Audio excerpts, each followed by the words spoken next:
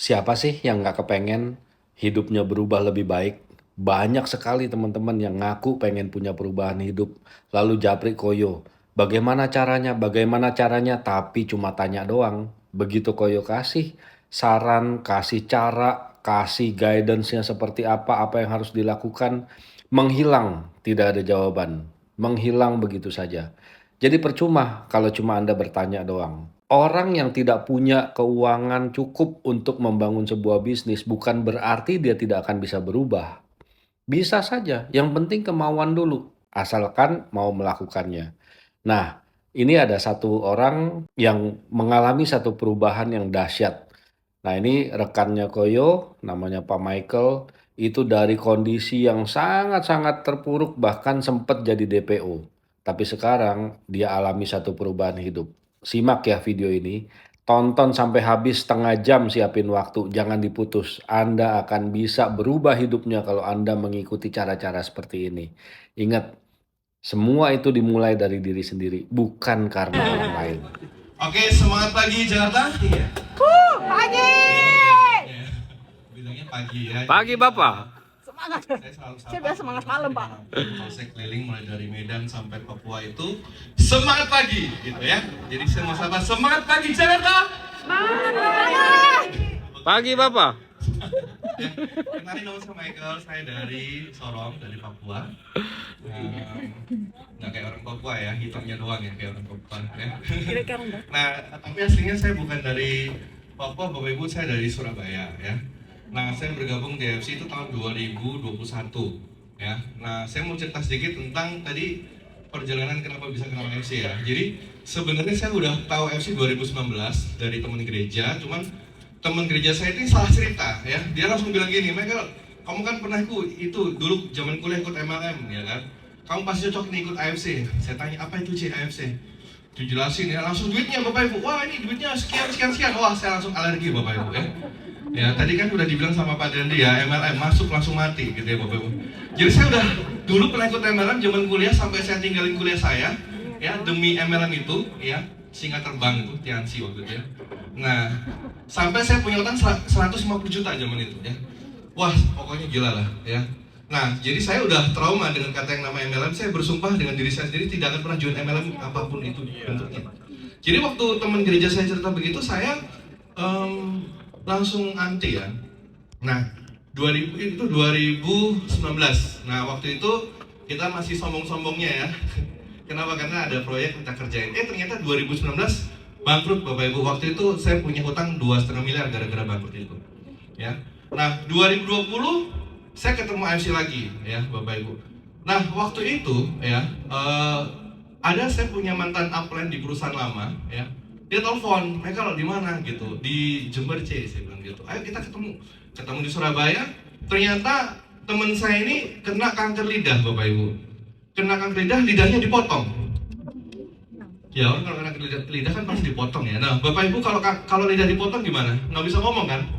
Ini ngoceh Bapak Ibu. Saya bingung kan. Katanya lidah dipotong, kok bisa ngomong sepanjang ini gitu dari A sampai Z nggak selesai, saya nggak ngomong-ngomong gitu ya. Terus dia bilang, iya Michael, Cici nggak mau prospek kamu ya. Cici cuma cerita tapi Cici nggak prospek kamu. Ya udah cerita aja. Ternyata dia bilang dia waktu terapi itu kan dia operasi di Mount Elizabeth di Singapura. Jadi dia sambil minum ini Subarasi sama Utsukushi, lidahnya tumbuh lagi Bapak Ibu. Ya. Tapi nggak sepanjang lidahnya kita ya, tumbuh 1 senti kalau nggak salah. Ya bisa ngomong lagi di akhirnya. Nah dari situ saya mau nggak percaya orangnya di depan mata saya, benar nggak sih? Jadi di situ saya baru, oh ternyata ini nggak sama. Yang namanya MLM dengan farmasi ini nggak sama. Dari situ mindset saya terbuka ya. Mental block saya yang anti MLM itu udah langsung runtuh saat itu juga ya. Nah, masalah yang kedua adalah saya nggak punya duit Bapak Ibu. Join Ruby aja nggak ada duit Bapak Ibu. Terus terang ya, karena dulu saya bangkrut 2,5 miliar itu habis-habisan ya. Saya mau tanya buat teman-teman di sini, teman-teman pernah punya utang nggak? Atau pernah punya utang? Punya. Pernah nggak ditagih di Facebook? Pernah ya? Pernah nggak ditagih di Instagram? Pernah ya? Oh saya pernah ya. Pernah nggak dibikin status WA? Nggak pernah. Saya pernah Bapak Ibu ya. Jadi tiap hari dulu saya pernah cerita, saya ingat Bapak Ibu, kalau kita ini yang namanya punya utang tuh nggak enak Bapak Ibu ya. ditagih sana sini sampai mama saya nggak berani gereja 3 bulan. Karena kalau sampai gereja, pendetanya tanya, kok bisa anakmu begitu ya? Temen gereja nanya, anakmu kok bisa begitu? Akhirnya mama saya meninggal gereja ya. Kenapa? Karena waktu itu ya malu lah ya Bapak Ibu. Apalagi yang namanya pinjol, pernah nggak ditagih di pinjol? Pinjol nagihnya itu bukan ke saya Bapak Ibu, nagihnya ke pendeta saya. Nagih, gila pinjol ya, nagihnya ke pendeta saya, temen gereja ini gitu ya. Nah, terus papa saya kan orang Batak ya. Ya, jadi saya ini separuh Batak. Mama saya Bali, ya Bali Jawa, saya papa Batak. Nah, papa itu nggak arisan 1 tahun Bapak Ibu ya. Kenapa kalau arisan ditanya, Lai, kenapa Lai? Kenapa bisa punya utang gitu? Lai, ini gimana urusannya? Lai, ini gimana? Wah, daripada seperti itu, papa saya nggak datang arisan Batak ya. Jadi kita keluarga itu malu Bapak Ibu. Makanya saya bilang, saya nggak bersumpah tidak akan ada di posisi saat itu. Kenapa? Itu benar-benar seperti neraka ya, mimpi buruk. Tiap hari tiba-tiba listrik di rumah saya diputus. Ada yang mutusin Bapak Ibu. Ada ancaman pembunuhan. Saya pernah suatu hari diculik. Jadi teman saya bilang ini, bro, ayo kita ketemu, kita ngobrol masalah kita biar beres.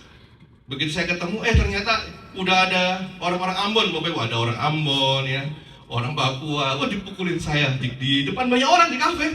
Jam 12 malam, jam 2 pagi saya ditinggalin di pinggir jalan. Waktu itu saya ketemu sama dia nyewa mobil yang sewa itu langsung dirampas sama dia, dibawa pergi. Jadi saya ditinggalin jam 2 pagi di Pandaan kalau nggak salah waktu itu di Jawa Timur. Saya bingung mau gimana ya. Saya pernah mengalami masa-masa seperti itu. Udah kayak di film-film ya Bapak. Kalau sekarang cerita bisa ketawa. Kalau dulu Bapak Ibu, waduh ya.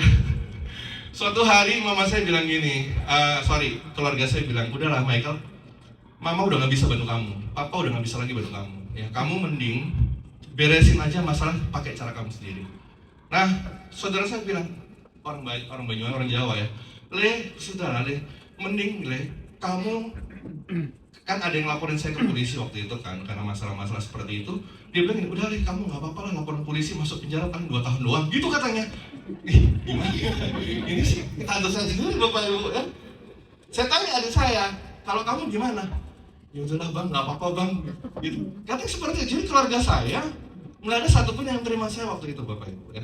Mama saya nggak berani terima juga, nggak berani ngomong sama saya juga. Jadi ya saya pikir ya sudah, satupun keluarga saya nggak ada yang dukung saya nggak tahu gimana. Ya udah, wah suatu hari saya ketemu dengan yang namanya almarhum Pak Agus Suharto. Saya chat sama beliau, dia datang, dia telepon, Pak Michael di mana? Saya di Malang. Bapak Ibu, waktu itu saya karena dicari polisi jadi DPO waktu itu ya. Jadi saya itu menyamar ya, nggak kayak gini ya. Jadi saya dulu botak, pakai topi, brewokan ya. Jadi udah ditanya namanya siapa, namanya bukan Michael ya, namanya nama yang lain.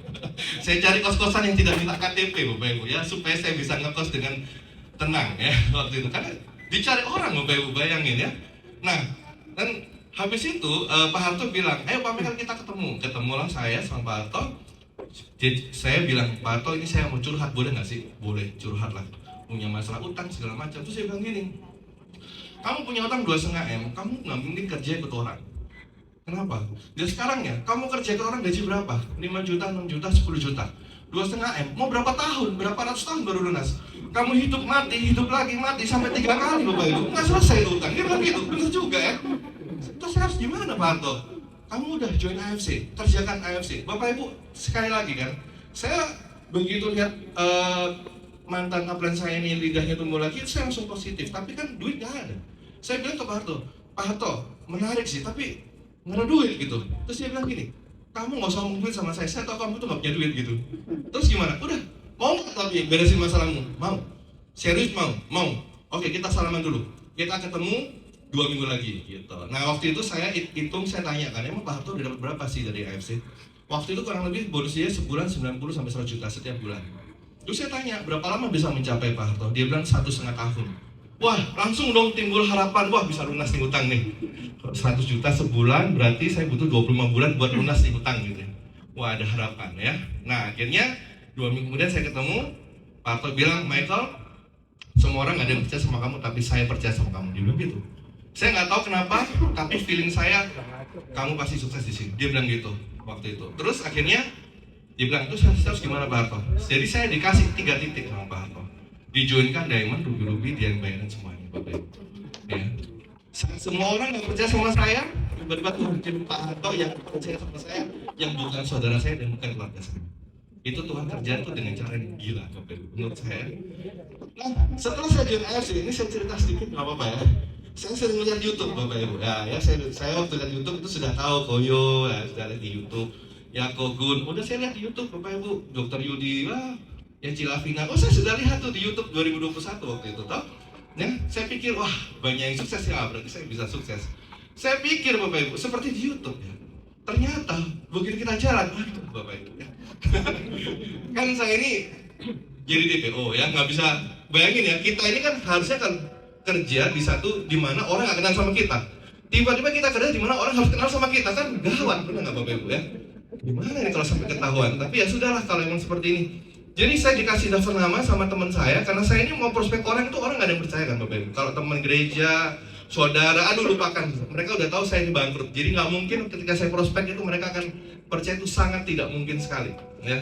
Akhirnya teman saya di Malang, di properti itu kasih saya listingan daftar nama dia, listingan propertinya. Saya disuruh chat sendiri. Nah zaman itu kan COVID ya, nggak bisa ketemu. Jadi saya setiap hari chat, ya WA, telepon. Saya jelasin, Pak Harto itu nggak pernah nemenin saya waktu itu, belum pernah nemenin saya prospek, Bapak Ibu. Saya prospek pakai cara saya sendiri. Saya lihat sendiri di YouTube, oh gini caranya, oh gini gitu. Ya udah saya belajar sendiri. Nah, Bapak Ibu, saya prospek 10 hari itu 150 orang dalam waktu 10 hari. Tahu nggak yang join berapa? 1. Dan yang ini satu orang ini posisi di Singapura, nggak bisa pulang karena COVID. Dia bilang gini, Mas Michael nanti ya kalau sudah pulang Indonesia baru saya join. Join kapan terusan? Benar nggak Bapak Ibu ya? Kita ini lagi butuh duit nih, tapi kok nggak ada yang join? Benar nggak Bapak Ibu ya? Ya saudara, nggak apa-apa ya. Singkat cerita ya saya jalani prosesnya. Ya. Jadi memang sebelum saya ke Papua itu Tuhan, proses saya itu gila-gilaan di waktu di Surabaya ya. Dimana saya itu tinggalnya di Batu itu kan Malang ya, Malang naik lagi. Saya prospeknya nggak di Malang, Bapak Ibu, saya prospek di Surabaya naik motor. Waktu itu saya bilang ke Pak Harto, boleh nggak saya punya satu permintaan? Apa? Saya ini kan kemana-mana jalan kaki ya, boleh nggak sih saya pinjam motor? Nggak lama dia pinjamin saya motor, Bapak Ibu. Jadi itu Pak Harto gila sih menurut saya, Tuhan kirim malaikat kayak gitu. Dia pernah gini, Michael kamu di mana? Ini Pak Harto mau prospek anak-anak kuliah. Jadi saya suka canvassing kan, anak-anak kuliahan. Mereka mau kumpul, kamu ada duit nggak? Biarin mereka minum, nggak ada. Habis berapa itu?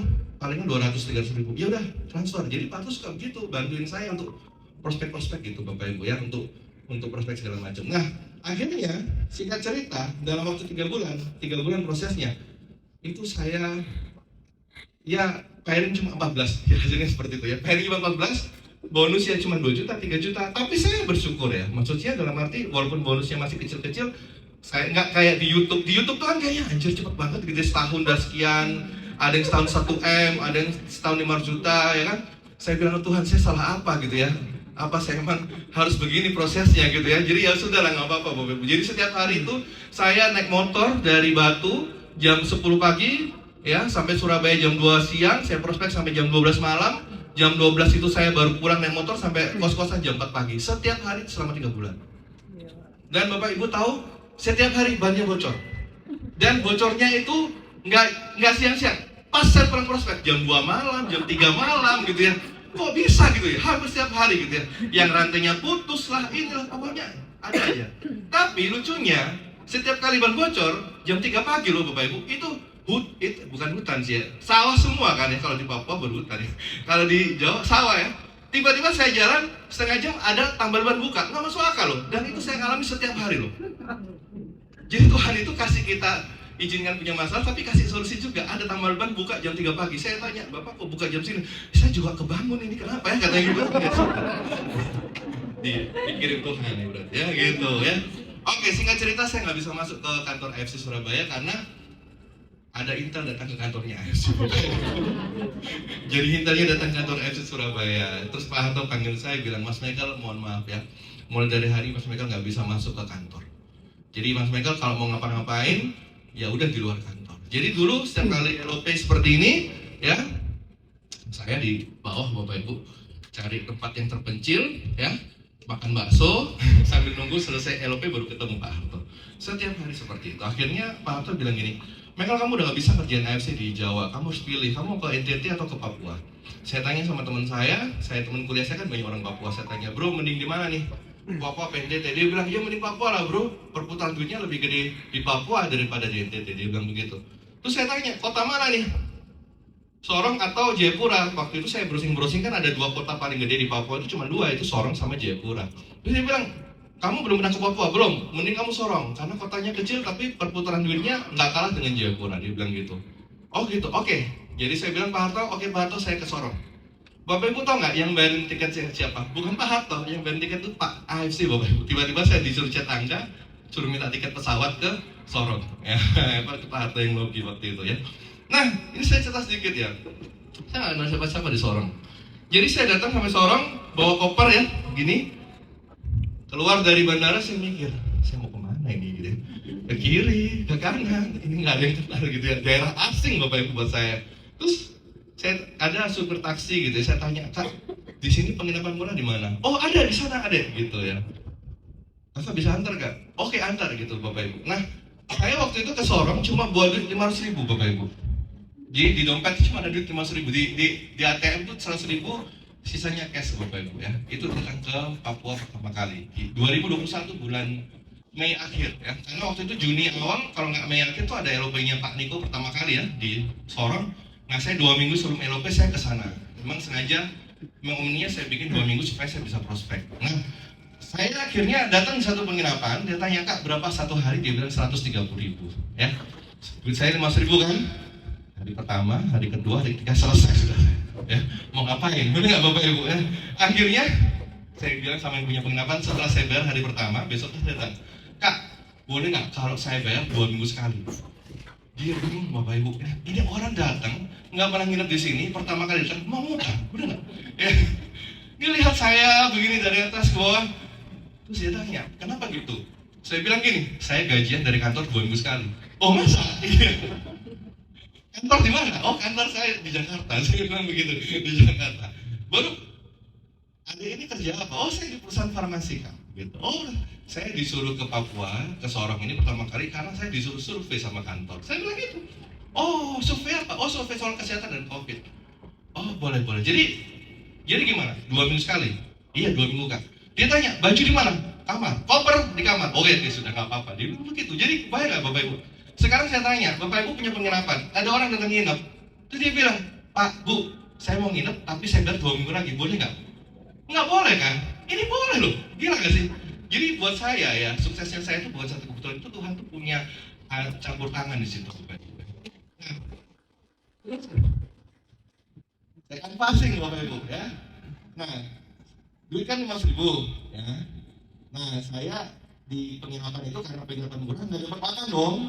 Tapi dapat kue 2 biji sama aqua Bapak Ibu. Nah kalau saya mau kanvas saya bawa kue dua-duanya sama aqua satu saya simpan di kamar. Sengaja nggak saya minum semalaman walaupun saya haus. Saya kanvas ya. Salam kenal kakak. Itu ke rumah orang, ditanya siapa ya? Gitu. Nama saya Michael, saya dari Surabaya, saya di sini mau survei kakak. Ada waktu kah tidak? Saya bilang gitu. Survei apa? Survei soal kesehatan. Baru ada dari mana? Saya dari perusahaan farmasi Kak. Saya disuruh survei. Nah rumah kakak ini salah satu daerah survei saya. Wah saya bilang gitu Bapak Ibu ya. Kita nggak bisa takar dong ya. Nah, terus dia bilang berapa lama? 10 menit. Oh nggak apa-apa kalau 10 menit. Masuk. Nah saya punya lembar survei. Lalu saya suruh dia survei, ngisi-ngisi di situ. Selesai survei saya bilang, kakak saya punya satu tugas dari kantor. Apa? Tugasnya saya disuruh cerita, saya bu produk ke kakak. Saya bilang gitu. Produk apa? Saya mau cerita, boleh nggak? 10 menit saja. Oke sudah, cerita sudah. Gitu ya. Begitu cerita, selesai cerita gini, adek, saya punya mama ini sakit gula, diabetes maksudnya. Baru yang cocok itu barang apa? Dia bilang begitu ya, produknya apa maksudnya? Ini kakak yang biru. Bapak Ibu ya, Bapak Ibu prospek bawa produk kan, saya prospek bawa brosur. Dia tanya, adek produknya mana? Terada. Terus bagaimana ini kakak bisa dapat produk? Saya bilang, kakak di sini sistemnya kakak harus pesan dulu, baru kakak bisa dapat produk karena ini eksklusif. Terus saya bilang begitu loh. Oh oke dia paham. Nah ya, masuk rumah kedua, tutup pintu lagi. Setiap hari 7 kilo 8 kilo lah saya jalan kaki setiap hari. Kalau saya lapar, itu kue kan saya bawa ya, saya potong sedikit, saya makan, saya minum air. Saya jalan lagi, 2 jam lagi lapar lagi kan, potong lagi kuenya sedikit, baru saya makan lagi. Setiap hari seperti itu. Suatu hari saya udah lapar banget, Ada satu warung saya cari, ada nggak sih menu paling murah situ? Oh ada, ternyata nasi ikan 15.000. Udah di situ saja. Makan di situ. Ditanya, ada dari mana? Saya dari Jawa gitu ya. Oh sama-sama satu kota ternyata. Ya udah nggak bayar akhirnya Bapak Ibu. Besoknya saya kesan lagi selama seminggu, nggak pernah bayar Bapak Ibu. Ya, bercanda ya, itu fakta ya gitu. Jadi dulu itu yang saya lakuin setiap hari kanvas. Jadi kalau pagi saya ke rumah sakit ya, jadi kalau ke rumah sakit itu saya cari orang yang sakit yang jalannya begini Bapak Ibu. Saya sebelahnya gini ya. Tanya, Bapak sakit apa gitu ya. Anak, Bapak ini sudah bisa jalan, sudah stroke katanya, sudah 1 tahun. Terus saya tanya, terus dokter bilang apa? Tenang, begitu saja katanya. Dokternya bilang kayak gitu. Terus saya bilang, saya tunjukin handphone, saya tunjukin, Bapak, ini sebut teman, dia stroke, sekarang semua baik, sudah bisa jalan, sudah bisa naik motor. Ada, ini barang minum barang apa? Dia bilang begitu kan? Ini namanya sebuah produk dari perusahaan Jepang. Oh ya. Coba adik cerita, oh nggak bisa di sini Bapak, saya cerita dibawa ke rumah, karena ini rumah sakit. Nggak enak. Oke sudah, nanti main ke rumah ya. Jadi kalau pagi saya ke rumah sakit, kalau siang saya door to door, kalau malam saya bagi brosur di mall. Jangan bayangin mallnya ke Jakarta ya. Mallnya itu gimana ya? Ya minimarket lah itu mallnya ya, kira-kira ya. Jadi saya kalau malam itu udah nongkrong di mall, bagi-bagi brosur, pokoknya itu yang saya lakuin dulu setiap hari. Nah, Bapak Ibu, tahu nggak sih? Dari 10 prospek dalam 1 hari yang saya temuin di rumah sakit, itu yang ketemu rumahnya cuma 1 atau 2. Kenapa gitu? Dia bilang gini, Bapak, ini Bapak ke rumah di sebelah mana ya? Dia bilang gini, di sana nggak ada WA, Bapak Ibu. Bayangin ya, saya di satu kota, hidup di kota, tiba-tiba ke Papua yang mereka nggak pakai WA, Bapak Ibu. Mereka pakainya HP kayu katanya, ya. Nokia Tolilat itu, tau nggak sih? Itu HP kayu kata mereka. Jadi, waktu saya tanya, mau suruh Sherlock kan nggak mungkin, benar nggak sih? Kalau ya kan kita bisa suruh Sherlock kan, kalau pakai HP kayu kan nggak mungkin Bapak Ibu, iya kan? Terus saya tanya, Bapak rumah ini di mana? Kalau kita di Jakarta, kita di Jawa, kita rumah enak kan, jalan ini nomor ini, RT ini nomor ini, benar nggak sih Bapak Ibu? Tapi kalau di Papua ya, waktu di Sorong dia tanya, Bapak rumah di mana? Dia bilang, anak, kau keluar dari rumah sakit, kau jalan ke kiri, lurus, ya, nanti kau lihat ada lorong, pertama kau belok kiri, lurus lagi ada 2 lorong, kau belok lagi ke kanan, terus nanti kau cari pohon kelapa yang paling besar, saya rumah di belakang pohon kelapa. Itu Bapak Ibu. Saya ke sana, saya bingung pohon kelapanya yang mana Bapak Ibu. Semua besar, saya jadi jarak mana yang paling besar ya. Jadi catatan saya di handphone itu panjang, belok kiri, lorong kedua belok kanan, nanti ada pohon kelapa. Bapak Ibu, aduh gimana ya? Emang begitu yang saya alami. Suatu hari saya pernah sama member saya, ya kita udah jalan sejam naik motor nggak sampai saya tanya, namanya Karen, ini rumahnya di sebelah mana sih teman kamu? Bentar kak, pohonnya belum ketemu. Pohon ya cerita di sana Bapak Ibu ya. Sini saya alami. Pohonnya saya tanya pohon apaan? Dia lewat akhirnya ternyata itu ada pohon apa yang gede-gede gitu, kayak pohon apa sih namanya? Ya pokoknya pohon gede-gede gitulah ya. Nah setelah pohon gede-gede itu kosong. Jadi memang acara jadi pohon itu, karena setelah itu nggak ada pohon lagi Bapak Ibu. Ya, intermisi. Jadi itu seperti itu yang saya lakukan setiap hari ya. Jadi waktu itu 1 bulan pertama dengan jalan kaki saya sudah bisa dapat bonus 12.800.000. Wah, itu gimana ya? Karena tiba-tiba kira bisa punya bonus 12 juta udah bagus ya buat saya. Bulan depannya saya nggak lagi jalan kaki, saya sudah sewa motor ya. Saya sewa motor, kurang lebih 3 bulan di Papua, di Sorong saya sudah bisa kejar toreda saya 3 bulan ya. Nah, Menyala. setelah 3 bulan, hari ini saya toreda, besok saya dibegal Bapak Ibu ya. Saya puas toreda kan, seneng ya kan, Bapak Ibu bonus ditransfer sama AFC 3.800.000 dipotong pajak ya kan. 5 juta toh. Akhirnya saya beli jam tangan, saya foto-foto jamnya, ya seneng dong hasil pertama, bener gak sih? Besoknya dibegal Bapak Ibu ya. Jamnya udah baret-baret gitu kan, motornya saya udah miring-miring ya, jadi ya udahlah proses Bapak Ibu ya, proses ya. Nah 1 tahun di Sorong, itu bulan Juni saya ke Sorong pertama kali, November saya sudah bisa beli motor. Waktu itu bisa beli Vario. Wah udah seneng dong kita, bener gak sih? Walaupun hanya sekedar motor. Kenapa? Ini utang 2,5 Bapak Ibu ya. Kalau kita prospek ya, Bapak Ibu kita prospek, ada chat masuk, bayar utang, langsung selesai itu ya. langsung hilang. Saya mau ngomong apa barusan? Habis baca ini kok sudah blank langsung ya. Itu saya yang mengalami, udah sering Bapak Ibu ya. Nah, jadi akhirnya singkat cerita Desember udah bisa beli motor. Nah, tahun depan 2022, nah saya ada satu prospek yang ternyata saya prospek itu manajernya Mitsubishi di Sorong. Prospek dia tanya gini, "Adek, kamu kesini naik apa?" Saya bilang naik motor Kak gitu. "Ini hujan-hujan, kenapa kamu naik motor?" "Ya, terus mau naik apa?" Aku bilang gitu kan. Dia bilang, "Berapa bonus kamu? Coba sini, kakak mau lihat." Waktu itu bonus saya 1 bulan 35 juta lah sebulan ya sudah.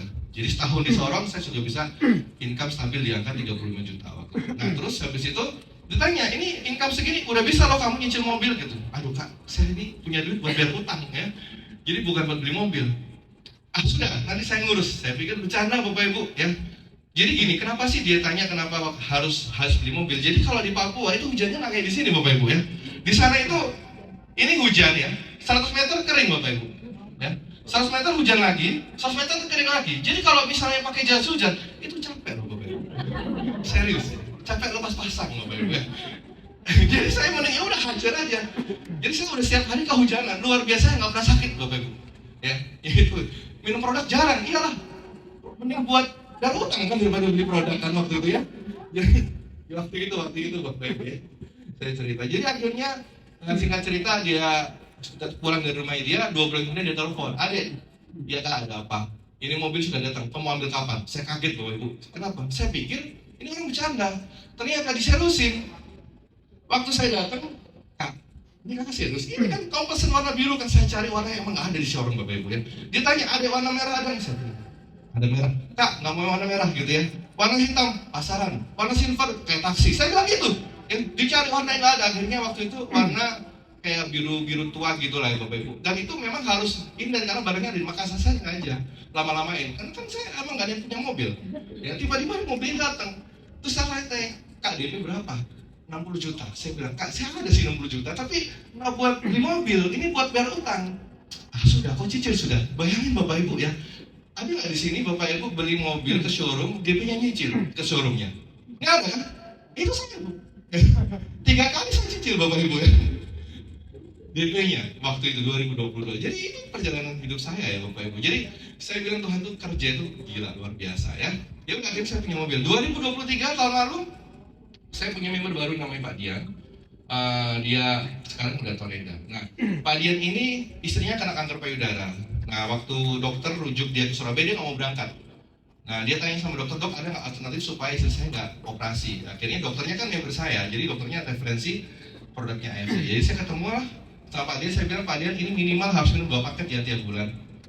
"Berapa Pak Michael?" 2 paket 7.200.000. Dia bilang gini, "Pak Michael, beli sekali saya bisa, tapi beli 6 bulan, aduh dari mana duitnya?" Karena dia guru kan Bapak Ibu, jadi kalau hanya guru nggak bisa.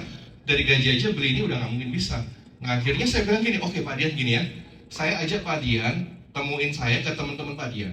Saudara, teman guru, wali murid, siapapun itu. Nanti saya prospekin, join sama Pak Dian, duitnya untuk tambah beli-beli produk." "Oh bisa kalau kayak gitu." Nah jadi saya temenin dia prospek Bapak Ibu ya. Nah singkat cerita 1 tahun Pak Dian ini punya bonus 250 juta total bonusnya dia ya. Pak Dian ini. Nah terus dia bilang sama saya tahun lalu, "Pak Michael, istri saya ulang tahun. Terus boleh nggak sih saya over kredit mobilnya Pak Michael untuk istri saya sebagai hadiah ulang tahun?" Wah, Bapak Ibu, saya mau tanya buat ibu-ibu, pernah nggak di sini ulang tahun dikasih hadiah mobil sama suaminya? Pernah nggak? Nggak ya? Boro-boro. Ada yang suami istri nggak datang di sini? Ada yang suami istri nggak datang? Ya? Tanya sama suaminya, "Pak, itu membernya Pak Michael aja beliin aku mobil, Papa kapan?" Gitu ya. Pulang berantem ya.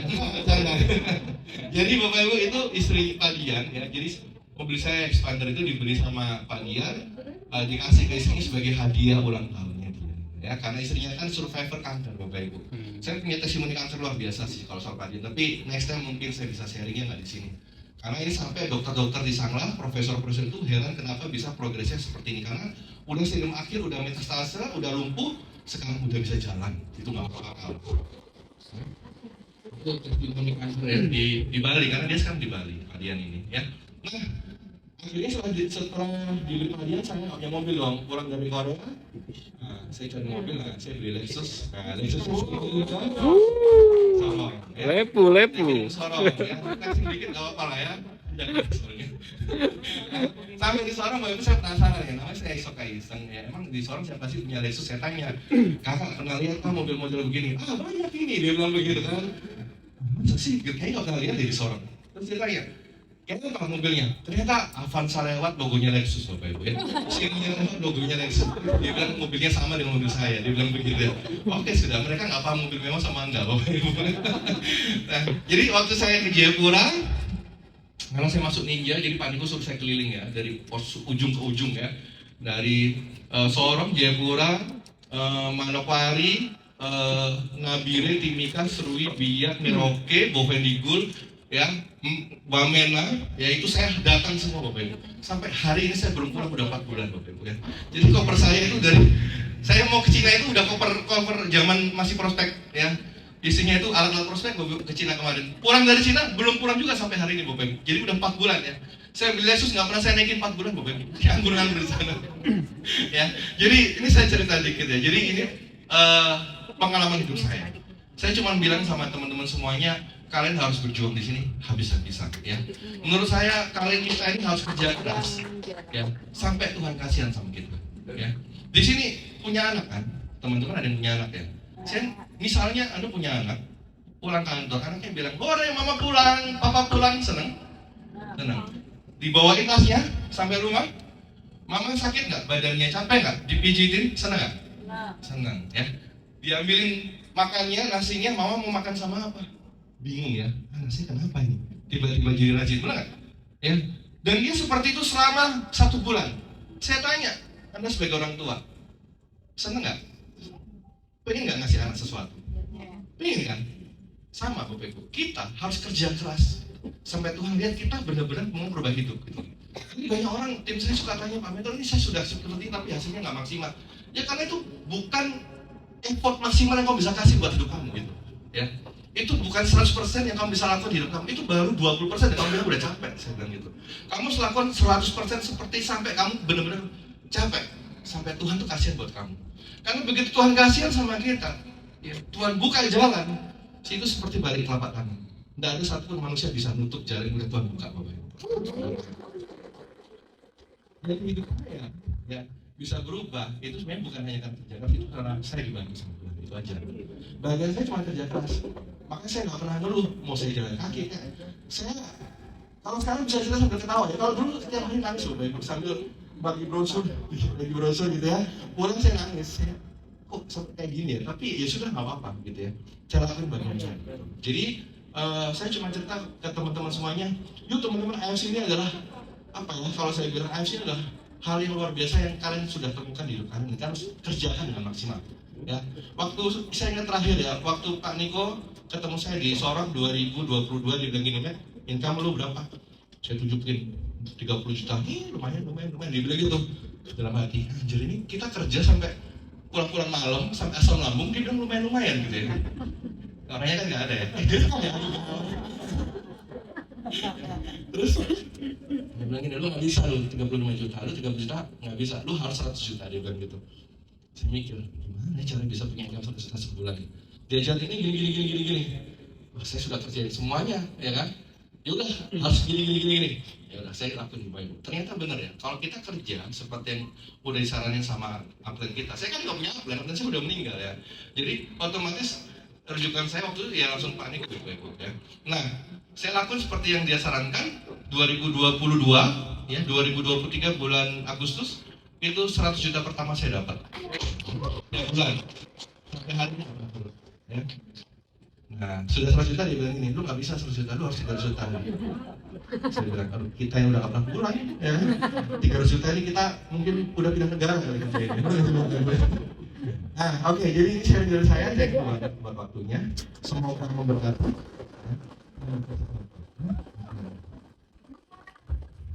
Mau sekali lagi ya, kasih tepuk tangan dong. Malam hari ini luar biasa ya. Sudah ditemani Pak Dani, Cindy, sudah ada testimoni produk dan testimoni pengalaman hidup ya. Oke, jika kamu ingin alami satu perubahan hidup seperti Pak Michael, maka kamu harus bertindak segera.